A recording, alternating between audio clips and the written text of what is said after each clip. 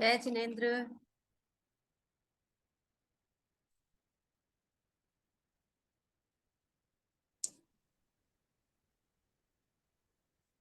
हाँ, कैसे हैं?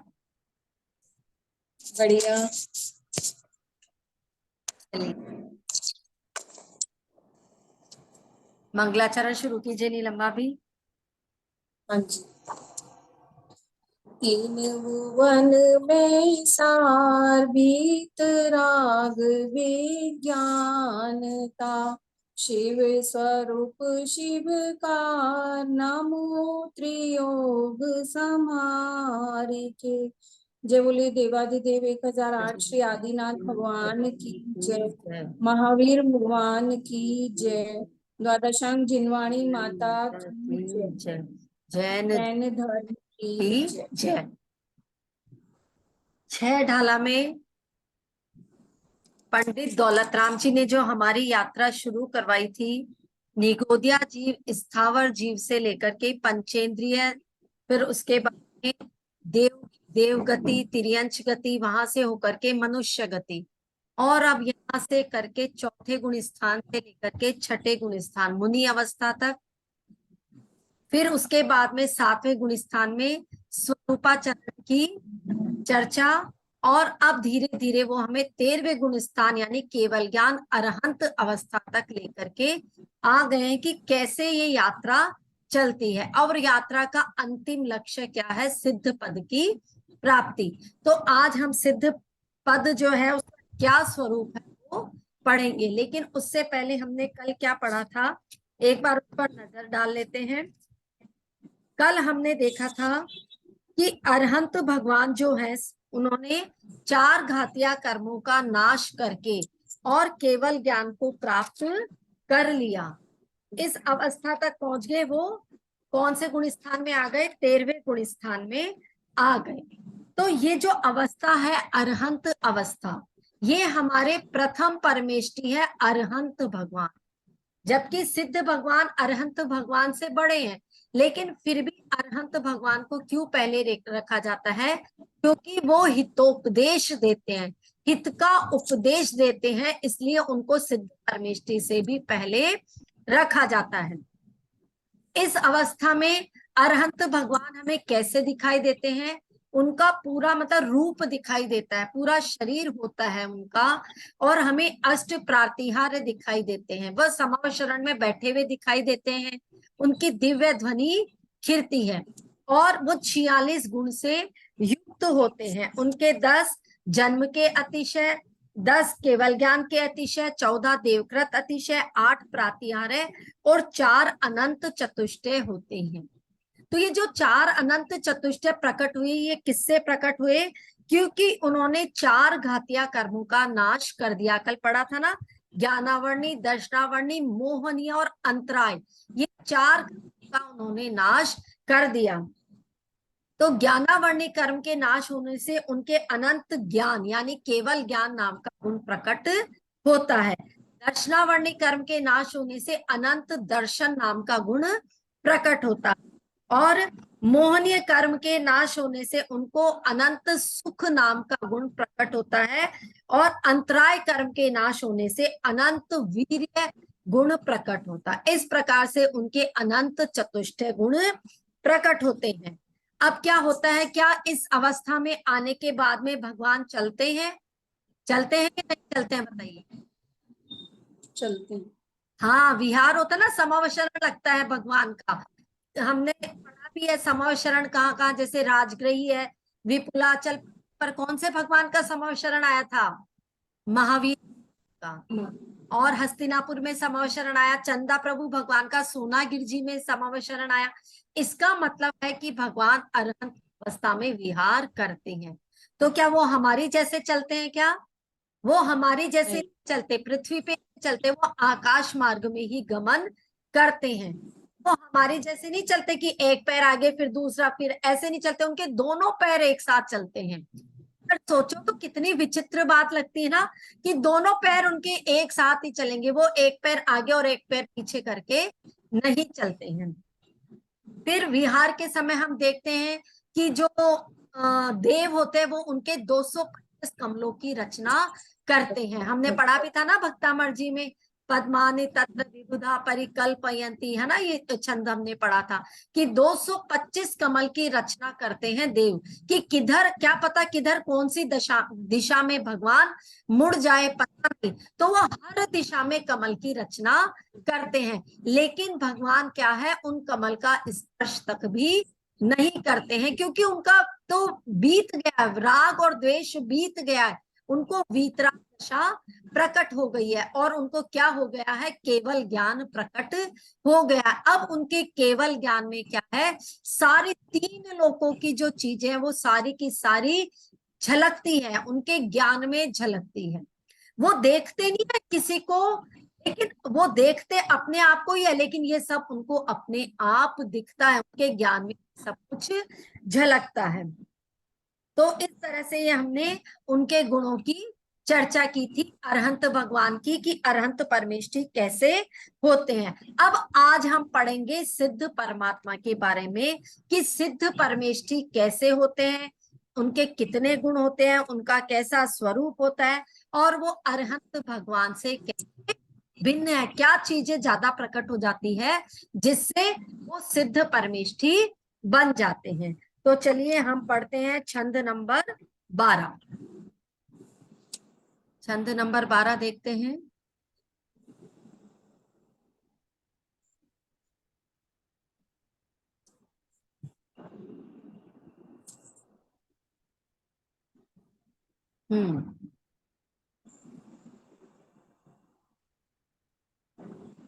निघाति शेष अघाति विधि छिन्न माहि अष्टम भुवसे वसु कर्म विन से सुगुण वसु सम्यक त्वयादिक सबल से संसार खार अपार पारा वार तरिती रही गए अविकार अकल अरूप पशु चिचे ध्रुप अविनाशी भय।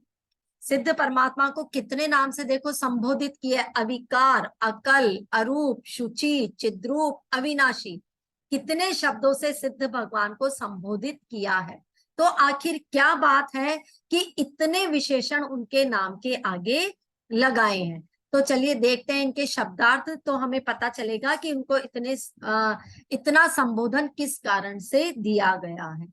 पुनि इसके बाद में, अब किसके बाद में, जो हम अरहंत भगवान का स्वरूप पढ़ के आए कि उन्होंने 4 घातिया कर्मों का नाश कर दिया, इसके बाद में, तो अब इसके बाद में क्या होता है, शेष अघाती विधि घाती, विधि मीन्स कर्म, तो शेष अघाती, जो अब शेष अघातिया कर्म बच गए थे, घाती उनका भी उन्होंने नाश कर दिया। किसने, सिद्ध भगवान ने।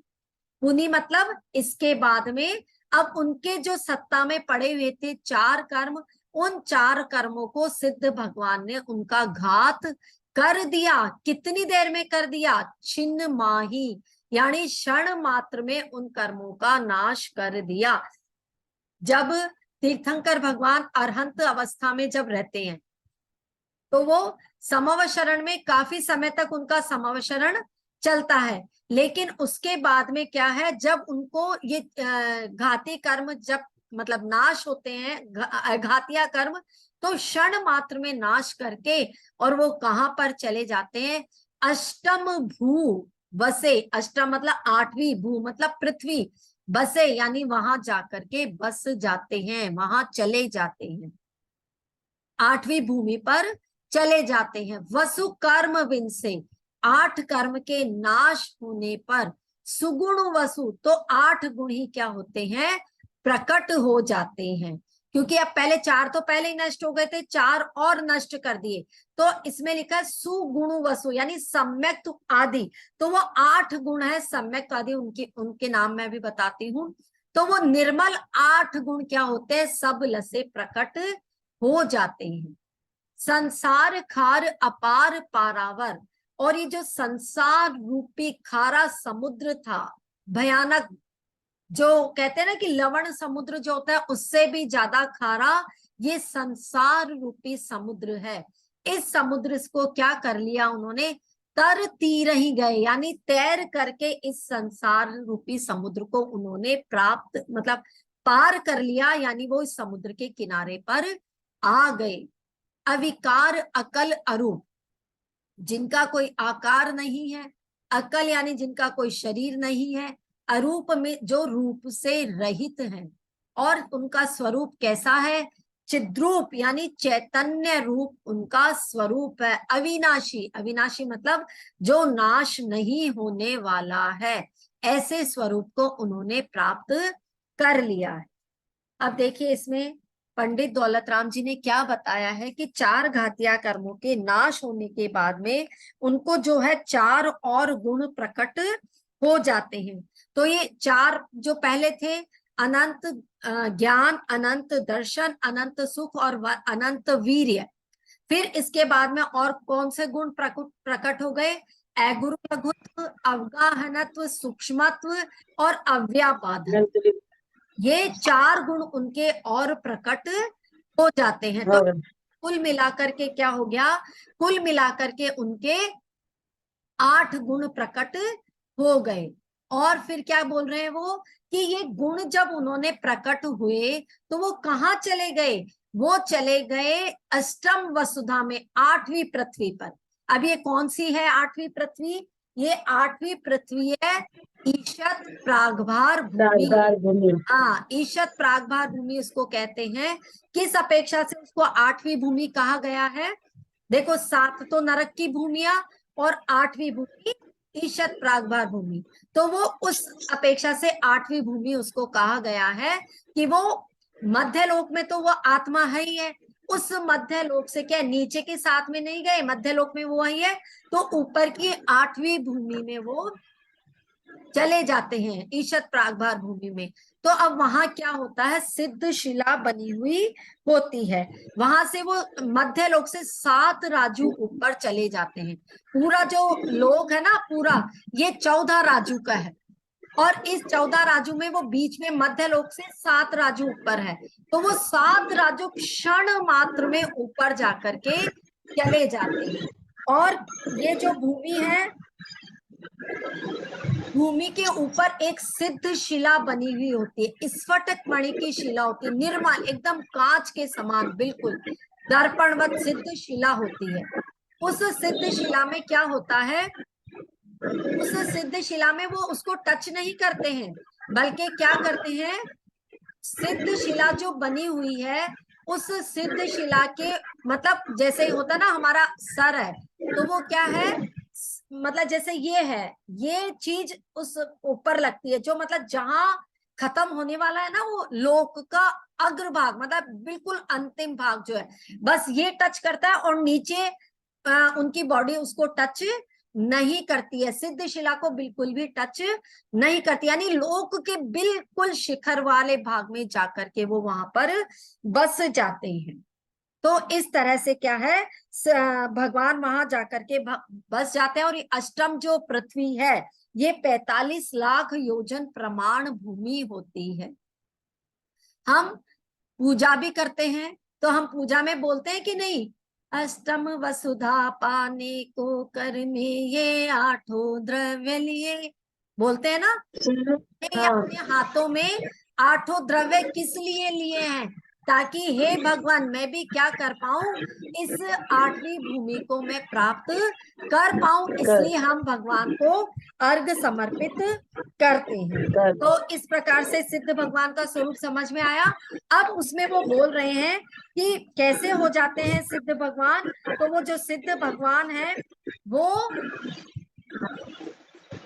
अविकारी है। अविकारी क्यों बोला, क्योंकि उन्होंने 8 कर्मों का नाश कर दिया। अब जब उनके कोई कर्म ही नहीं बचा, यानी कोई भी विकार नहीं बचा, सारे प्रकार के वो विकार भाव से क्या है, रहित है, तो इसलिए वो कैसे हो गए, इसलिए वो अविकारी हो गए। ठीक है, फिर एक सेकंड, किसी का माइक, इसलिए वो अविकारी हो गए, यानी सारे विकारों से रहित हो गए। इसलिए सिद्ध परमेष्ठी भगवान को अविकारी कहा है। अकल, अकल वाला अकल नहीं है, यहाँ पे पूरा क है। अकल, कल मतलब होता है शरीर, और ए मतलब रहित, यानी जो शरीर से रहित हो गए। क्योंकि जो अरहंत परमेष्ठी थे वो तो फिर भी क्या थे, परम औदारिक शरीर वाले थे, उनका शरीर चरम शरीर था, उसमें सिर्फ सूक्ष्म जीव बचे थे और कुछ भी नहीं बचा था। लेकिन अब जब सिद्ध परमेष्ठी बन गए तो अब क्या हुआ, उनका तो शरीर ही नहीं है। अ प्लस कल यानी मीन्स रहित, और कल मतलब काया या शरीर, तो वो बिना शरीर के हैं, इसलिए उन्हें बोला अकल। फिर अरूप, उनका कोई भी रूप नहीं है। अभी हमने सिद्ध परमेष्ठी भगवान की भी प्रतिमाएं आपने देखी होगी मंदिर में, तो वो एक ढांचा सा सिर्फ बना हुआ था, बीच में कुछ भी नहीं है, और चारों तरफ वो उसका कटआउट लगा हुआ रहता है। चाहे वो पीतल की प्रतिमा हो, किसी धातु की हो, है ना, तो वो सिद्ध परमेष्ठी की प्रतिमा होती है, यानी अरूपी होती है। फिर शुचि, यानी वो पवित्र है, निर्मल है। क्यों पवित्र और निर्मल है, क्योंकि अब वो विकार भाव से रहित हो गए, इसलिए वो निर्मल और पवित्र हैं। फिर चिद्रूप, यानी सिर्फ और सिर्फ वो अब एक चैतन्य आत्मा है। चिद्रूप मीन्स वो सिर्फ चैतन्य, चेतनता केवल वहां वास है, चेतनता का वास है, इसके अलावा और कुछ भी नहीं है। अविनाशी, वो अब उनका नाश कभी भी होने वाला नहीं है। वो बस ऐसी जगह जाकर के बस गए जहां से उनका कोई नाश नहीं कर सकता, वो उन्होंने अविनाशी पद को प्राप्त कर लिया है। अब कहते हैं कि अविनाशी पद को प्राप्त कर लिया, क्या वो अब वापस यहाँ पर आएंगे या नहीं आएंगे? अब वो क्यों आएंगे यहाँ पर वापस, जब उन्होंने इस संसार रूपी खारे समुद्र को तैर कर पार कर लिया। तैर कर का क्या मतलब, उन्होंने एफर्ट्स किए ना, उन्होंने पुरुषार्थ किया, अपने सारे कर्मों को झड़ाया, सारे कर्मों को अपने आप से अलग किया, स्व आत्मानुभूति की, सारे कर्मों का नाश किया, तब जाकर के उन्होंने क्या है, ये सारे कर्मों का नाश करके संसार रूपी समुद्र से वो क्या हो गए, पार हो गए। और तो इसलिए वो अब उन्होंने क्या किया, अपने तैर करके क्या किया, समुद्र के किनारे पर वो जा बसे। तो इसलिए अब वो वहां से वापस आने वाले नहीं है, उन्होंने अविनाशी पद को प्राप्त कर लिया है।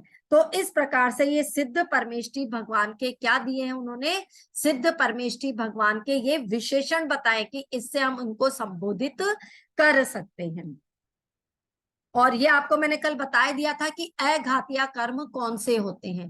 अघातीय कर्म होते हैं जो क्या करते हैं, जीव के अनुजीवी गुणों का घात करते हैं, यानी जिन मतलब ऐसे गुण का आत्मा से कोई संबंध नहीं है, नहीं। वो सिर्फ संयोग के वशीभूत होकर के मिले हैं, तो ऐसे गुणों का उन्होंने नाश कर दिया, इसलिए अब उनमें 8 गुण प्रकट हो गए। तो ये था हमारे सिद्ध परमेष्ठी भगवान का स्वरूप। अब आगे चलते हैं कि ये जो मोक्ष पर्याय मिल गई, सिद्ध बनना मतलब मोक्ष की पर्याय में चले जाना, तो अब इसकी क्या महिमा है ये देखते हैं हम आगे वाले छंद में।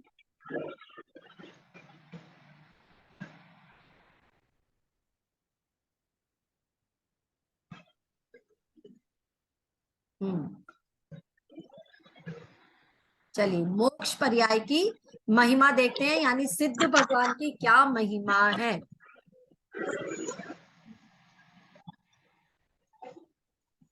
निज माहि लोक आलोक गुण पर्याय प्रतिबिंबित भय रही है अनंतानंत काल, यथा तथा शिव परिणय धनी धन्य है जीव नर भव पाए यह कारज किया, तिन्हि अनादि भ्रमण पंच प्रकार तजीवर सुख लिया। क्या महिमा बता रहे हैं सिद्ध परमेष्ठी भगवान, निज माही लोक अलोक गुण, यानी निज माही, निज मतलब अपने, माही मतलब अंदर, अपने अंदर लोक को और अलोक को, ये जो लोकाकाश है अलोकाकाश है, पूरे 3 लोक को और 3 लोक के बाहर जो अलोक उसको भी क्या करते हैं, गुण पर्याय प्रतिबिंबित भय। ये जितने भी द्रव्य हैं, गुण है, पर्याय है, वो सब उनके अंदर प्रतिबिंबित होते हैं। प्रतिबिंबित मतलब जैसे कांच के अंदर हम अगर देखते हैं तो हमें हमारी शक्ल नजर आती है ना, उसको हम प्रतिबिंब बोलते हैं।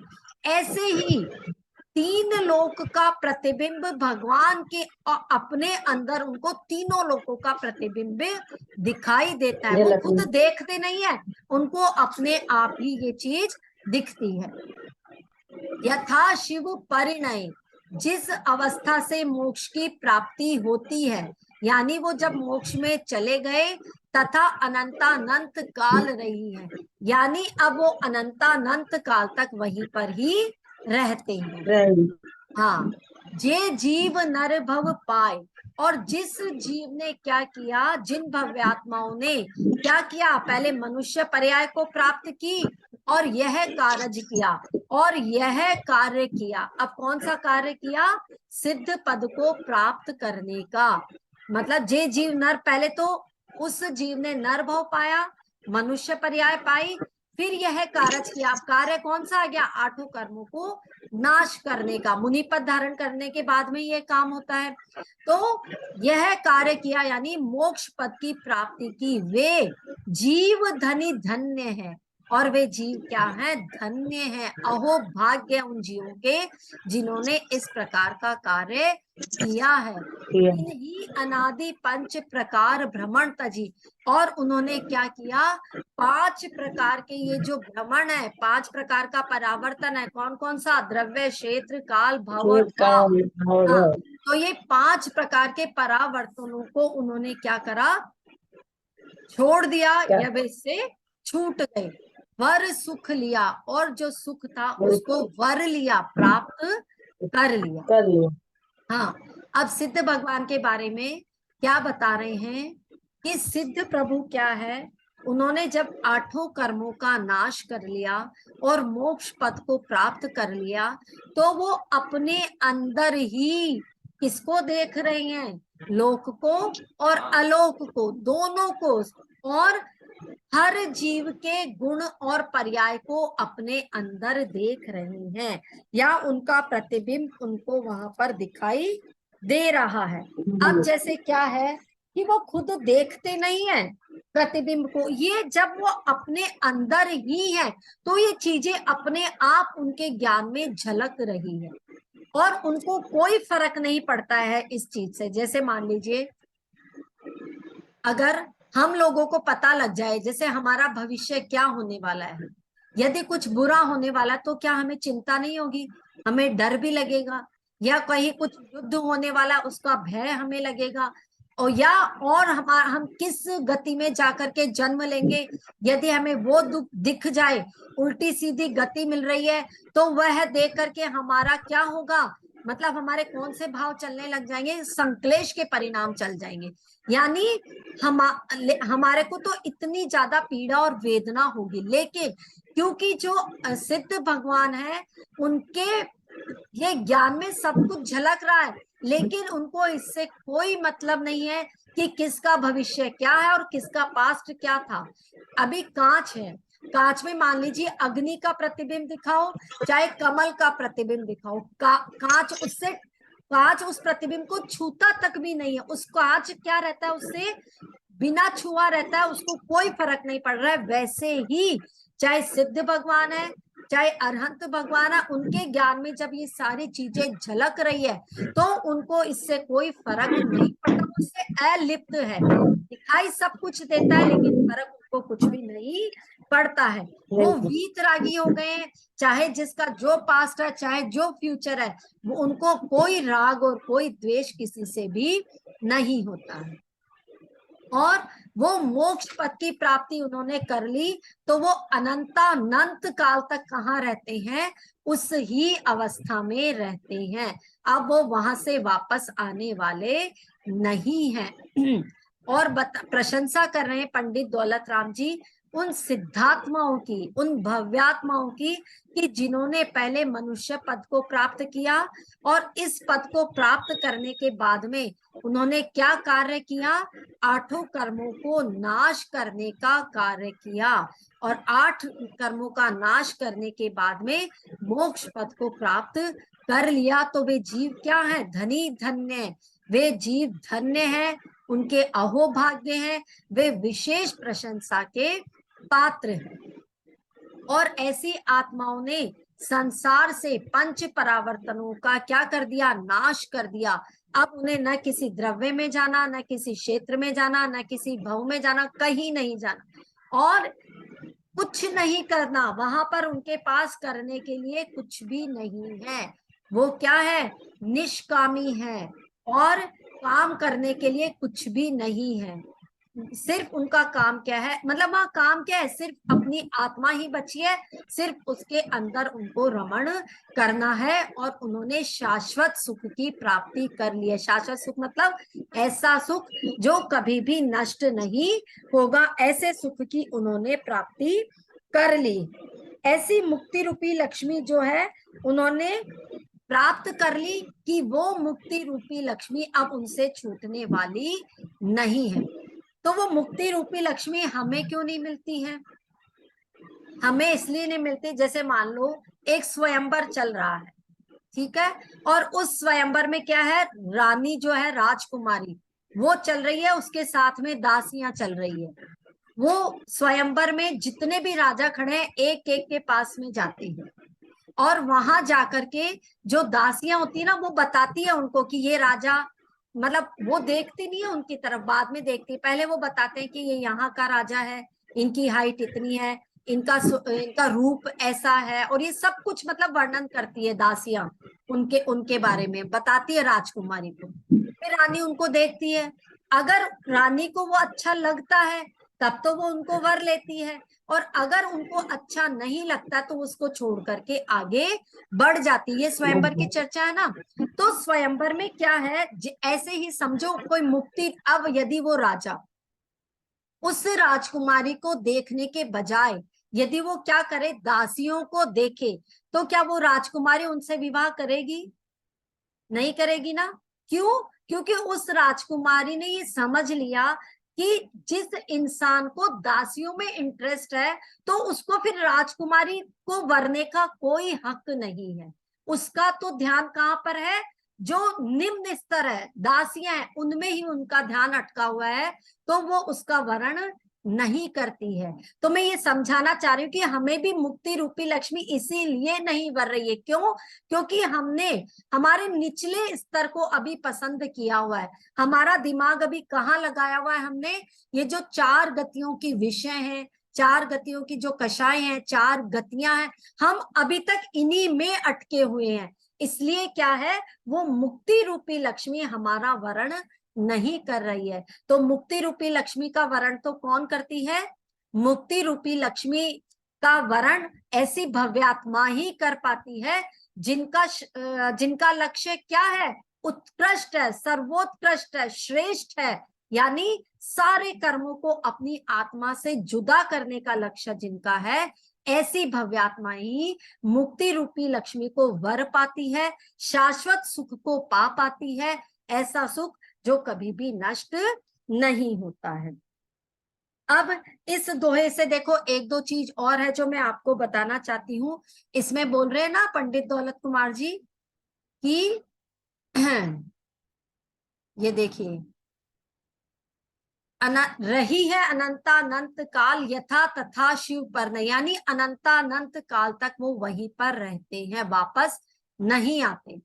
तो हमारे यहाँ क्या है कि भगवान की अवतार लेने की परंपरा नहीं है। हम ऐसा नहीं कह सकते कि हमारे भगवान ने अवतार लिया और वो पृथ्वी पर सबका वापस कल्याण करने के लिए आ जाएंगे या आते हैं। ऐसा हमारे यहाँ जैसे हिंदू परंपरा है उसमें ऐसा विधान होता है ना, ऐसी बात बताती है कि भगवान अवतार लेने के लिए आए, लेकिन हमारे यहाँ ऐसे अवतार लेने की कोई भी परंपरा नहीं है। भगवान वापस नहीं आते। फिर उनका सुख कैसा होता है, उनका सुख जो होता है कभी भी नष्ट होने वाला नहीं होता है, एक जैसा ही सुख रहता है हमेशा, एवरी टाइम। एवरी टाइम क्या रहता है, एक जैसा सुख रहता है। तो क्या वो एक जैसे सुख को भोग करके बोर हो जाते हैं क्या वहां पर? नहीं, बोर नहीं होते, क्योंकि उनका तो अब सब कुछ खत्म हो गया। हम बोर कब होते हैं? जैसे कि बोर होना मतलब कोई चीज से इरिटेट हो जाना। तो क्योंकि उन्होंने तो 8 कर्म ही खत्म हो गए, तो अब उनके ये वाली कंडीशन जो थी बोर होने वाली या प्रमाद, ये सब कुछ नष्ट हो गया। इसलिए वो अपने एक ही जैसे सुख में अनंत काल के लिए रहते हैं। इस प्रकार से सिद्ध परमेष्टि भगवान के बारे में हमने पढ़ा।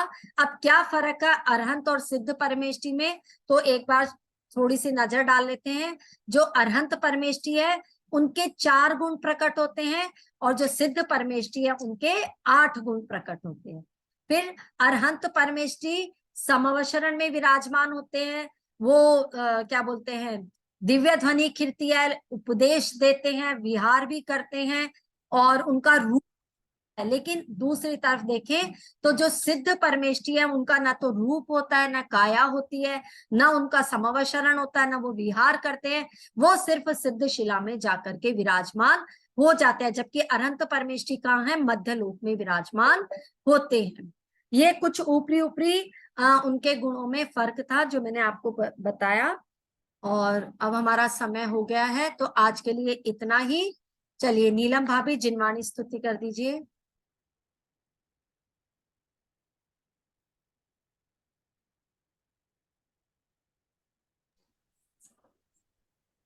जिनवर की वाणी से हमने ये जाना, सबसे सरल है निज पद का पाना। निज पर रख निज पद में रम गई, निज स्वरूप पहचाना। जिनवर की वाणी से हमने ये जाना, सबसे सरल है निज पद का पाना। सोए थे अनादि से हम मोह के महल में, वीर की वाणी से आए चेतना महल में। आज ये समझ में आया जग है बेगाना, निज पद की वाणी से हमने जाना।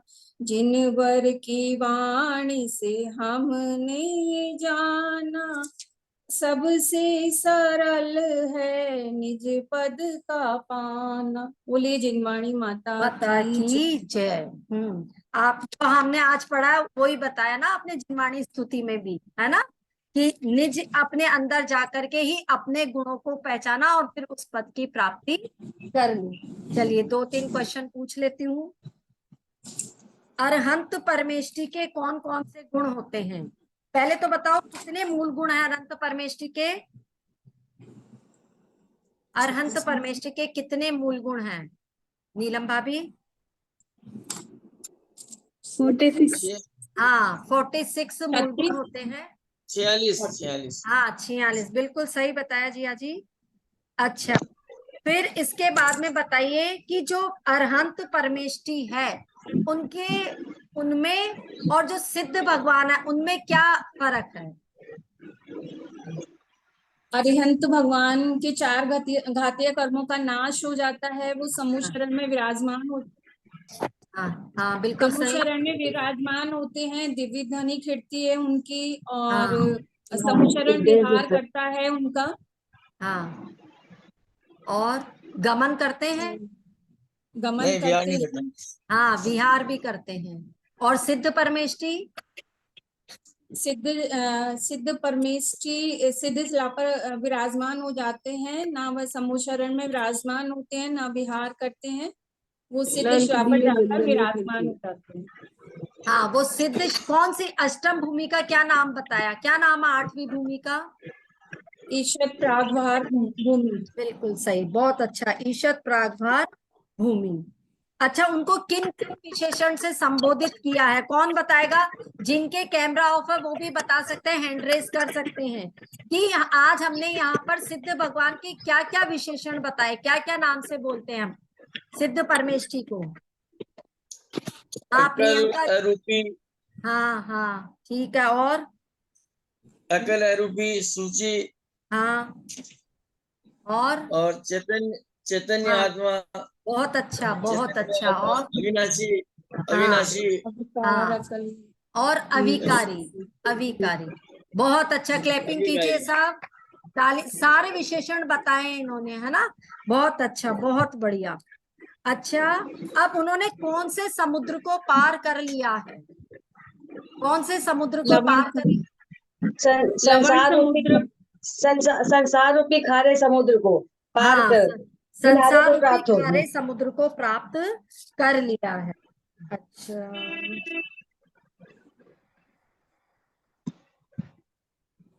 एक मिनट। अच्छा, जो अरहंत भगवान है, उनका सुख किन किन से भी ज्यादा होता है? कल पढ़ाया था मैंने ये। अरहंत भगवान का सुख सबसे ज्यादा है, तो कुछ नाम बताए थे, किन किन से ज्यादा है? हैंड रेज करो।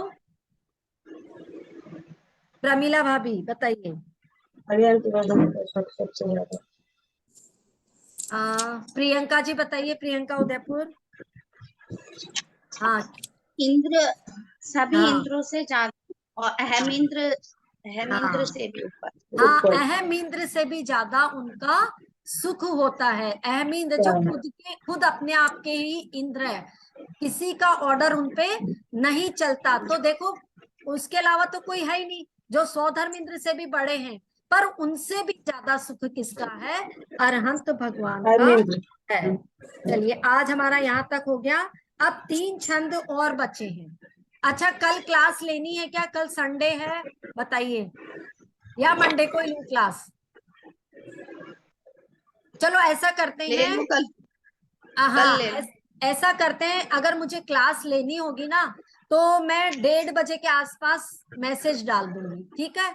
तब अगर लेनी होगी तो मैं मैसेज डाल दूंगी, तो आप देख लेना। नहीं तो बस अब 2 क्लास और रहती है हमारी। 3 छंद रहते हैं, और उसके अलावा में एक बार पूरी 6 डाला, एक क्लास और लेंगे, तो 2 क्लास बची है। तो सब ज्यादा से ज्यादा क्लास में आओ, और इस पूरी 6वीं ढाल का सार हमें पढ़ना है, ठीक है? चलिए, ठीक। आज के लिए इतना ही। आप सभी स्वस्थ रहें, मस्त रहें और तंदुरुस्त रहें, इस भावना के साथ। कल फिर मिलेंगे एक नई एनर्जी के साथ। तब तक के लिए सबको सादर जय जिनेन्द्र। जय जय। जय जिनेन्द्र, जय जिनेन्द्र। जय